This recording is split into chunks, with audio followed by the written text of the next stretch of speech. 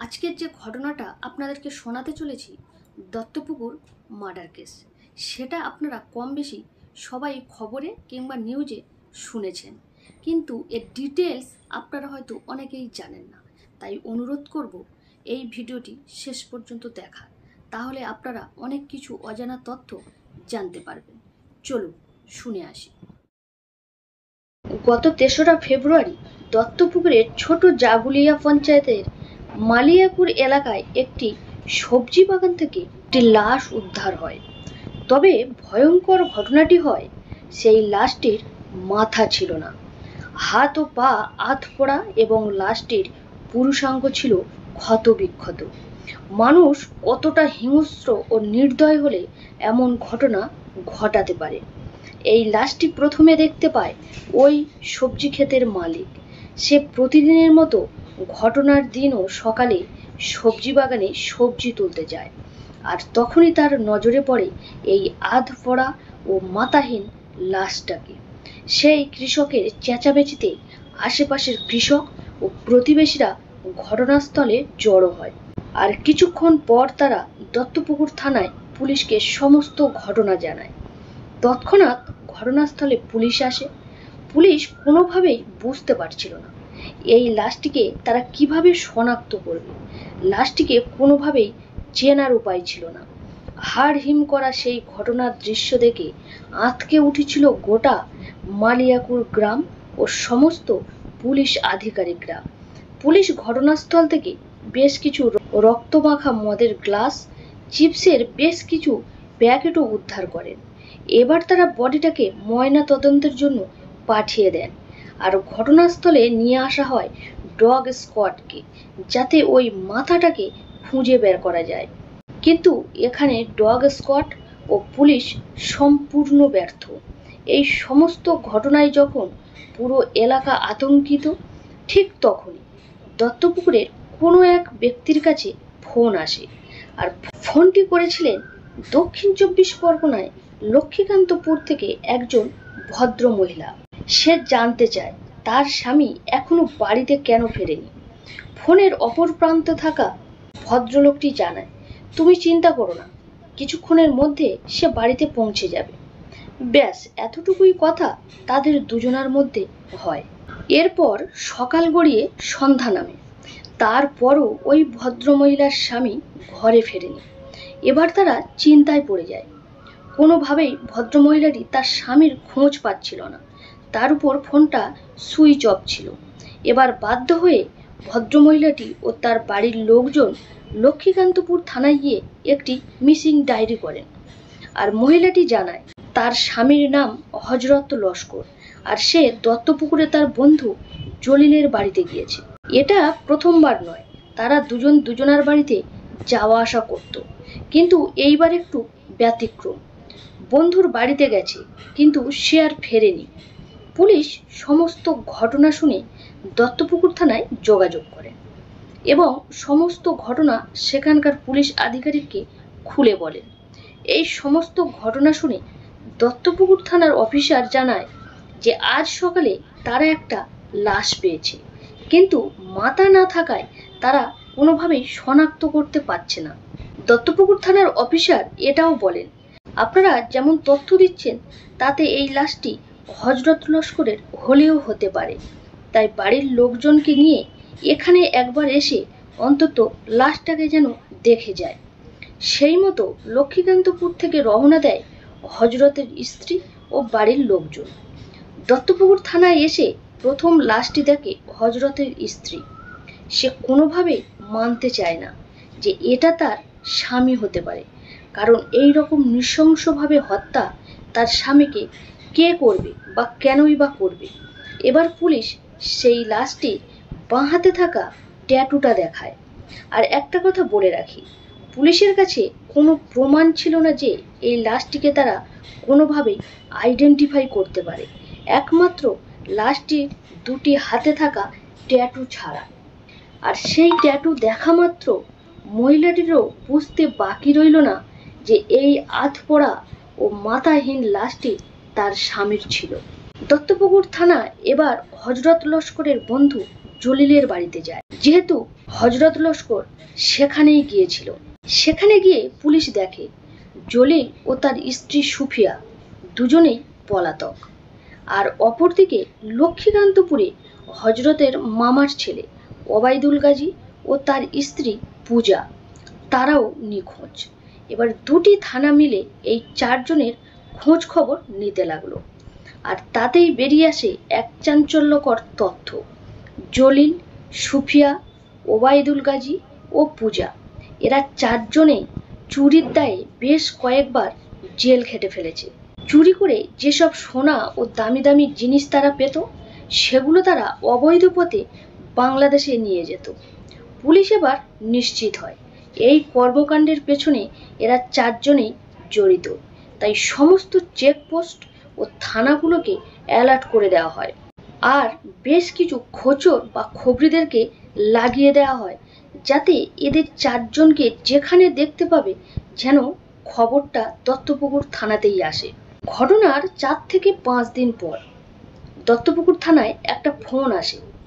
আর তাতে জানা যায় জলিল ও তার স্ত্রী সুফিয়াকে দেখা গেছে, সেটা আবার পশ্চিমবঙ্গ থেকে প্রায় 2500 কিলোমিটার দূরে জম্মুতে।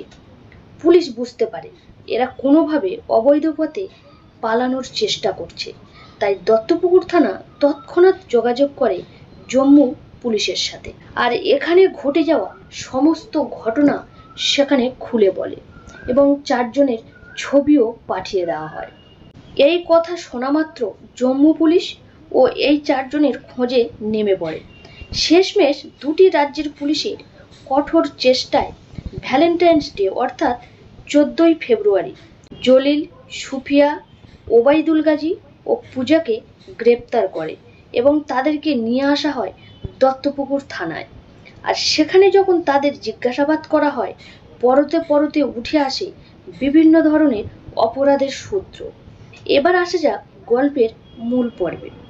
পুলিশের জেরার মুখে জলিল স্বীকার করে যে হযরতের সাথে তার পরিচয় হয় এই চুরি ও ডাকাতির সূত্র ধরে এবং তাদের দুজনের মধ্যে একটা বন্ধুত্ব ভাব ছিল। অবাধ আসা যাওয়া ছিল জলিলের বাড়িতে। জলিল আরও বলে, হযরতকে আমি হত্যা করেছি কারণ আমরা ডাকাতি করে প্রায় 450 থেকে 500 গ্রাম সোনা পেয়েছিলাম।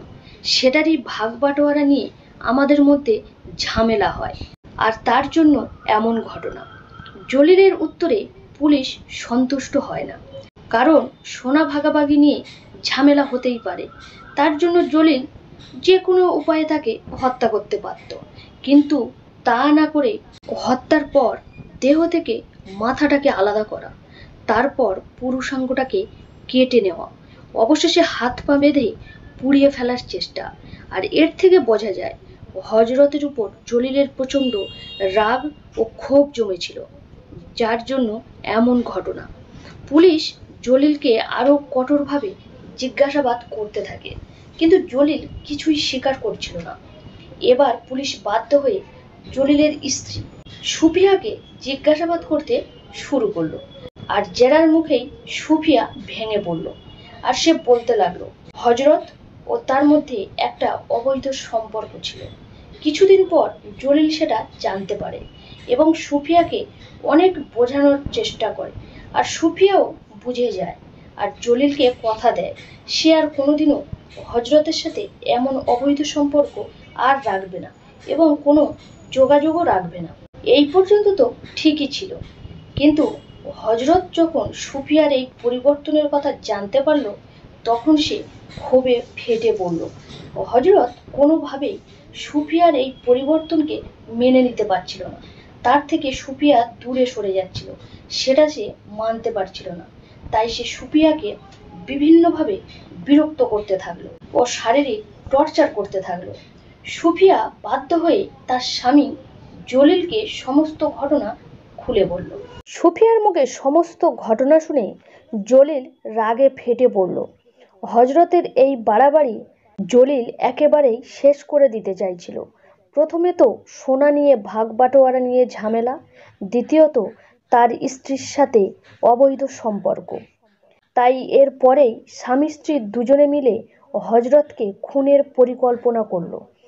সেই মতো 2রা ফেব্রুয়ারি এই সুফিয়া হজরতকে ফোন করে এবং জানায় সে যেন জলিলের ভাড়া বাড়ি অর্থাৎ বামনগাছিতে যে বাড়িটা আছে সেখানে যেন সন্ধ্যার মধ্যে পৌঁছে যায়, কারণ সেখানে রাতে অনেক আড্ডা হবে ও খাওয়া দাওয়া হবে। সেই মতো হজরত লস্কর বামনগাছিতে পৌঁছে যায়। রাতে খাওয়া দাওয়া ও অনেক আড্ডা দেয় জলিল, সুফিয়া ও হজরত, এই 3জন মিলে। তারপর জলিল হজরতকে বলে, চলো একটু বাইরে থেকে ঘুরে আসি। হজরত ঘুণাক্ষরেও টের পেল না যে এটাই তার জীবনের শেষ রাত হতে চলেছিল। হজরত ও জলিল যখন পাশাপাশি হাঁটছিল ঠিক তখনই পিছন দিক দিয়ে আচমকাই একটা হাতুড়ি দিয়ে হজরতের মাথায় সজোরে আঘাত করে সুফিয়া এবং তাতেই লুটিয়ে পড়ে হজরত।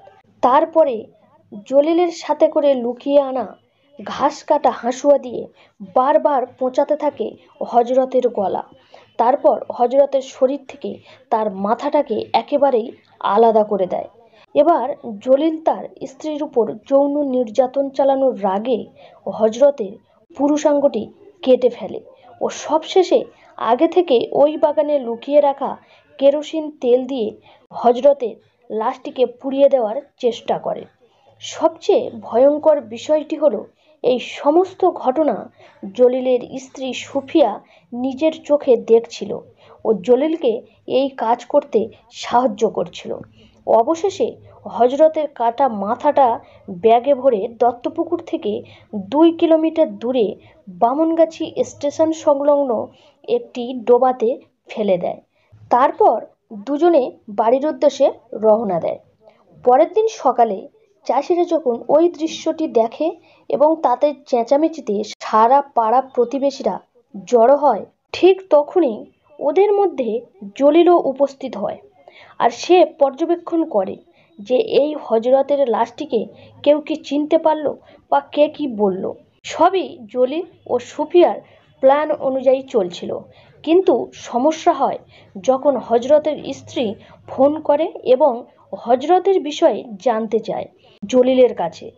জলিল বুঝতে পারে হজরত বাড়িতে না গেলে তার স্ত্রী ও বাড়ির লোক নিশ্চয়ই পুলিশের কাছে যাবে, আর হজরত যে বাড়িতে বলেই এসেছে সে দত্তপুকুরে তার বাড়িতে আসছে, এটা জলিল জানতো না।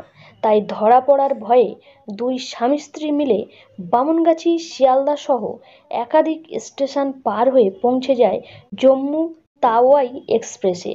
তারপর গা ঢাকা দেয় জম্মুর সাম্বা নামক গ্রামে, যার 10 কিলোমিটার দূরত্বে ছিল ভারত পাকিস্তান বর্ডার। সেই বর্ডার টপকে একসময় পাকিস্তানে চলে যাওয়ার পরিকল্পনা ছিল তাদের দুজনার। সেই মতো সাম্বা গ্রামে একটি ভাঙাচোরা লোহা লক্করের দোকানে কাজ নেয় জলিল। তবে শেষ রক্ষা হলো না। জম্মু পুলিশের হাতে ধরা পড়ে সুফিয়া ও জলিল। তারপর ট্রানজিট রিমান্ডে জম্মু থেকে সোজা দত্তপুকুর থানায় আনা হয়। এবার পুলিশ জলিলকে বিভিন্নভাবে সেই কাটা মাথার কথা জানতে চায়, কিন্তু জলিল ওখানে ভাড়ায় থাকতো, তাই বেশি কিছু সে জানতো না।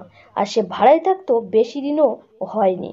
আর সে কাটা মাথাটি রাতের অন্ধকারে ফেলেছিল, তাই সে বুঝতে পারছিল না কোথায় ফেলেছে।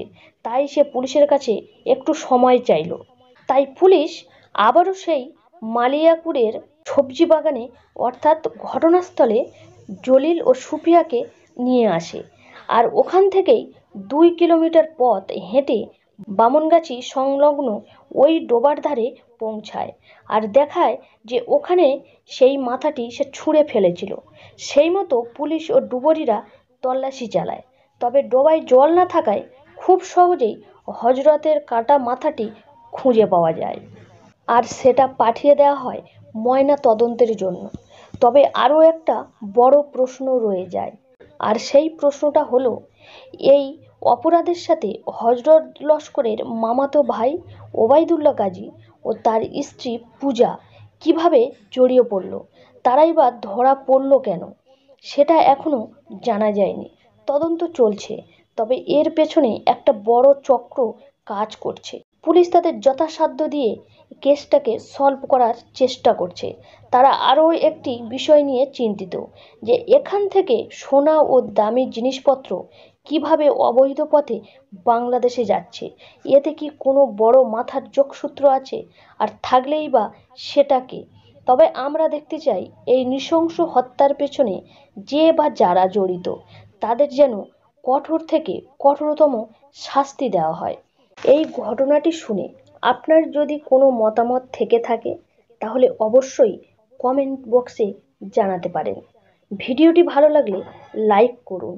আর এই রকম interesting true crime story video ফরম্যাটে শুনতে ও দেখতে চাইলে চ্যানেলটি সাবস্ক্রাইব করে রাখুন।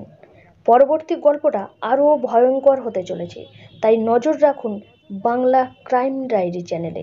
আজকের মতো এই পর্যন্ত। দেখা হচ্ছে পরবর্তী এক ভয়ঙ্কর সত্য ঘটনাতে।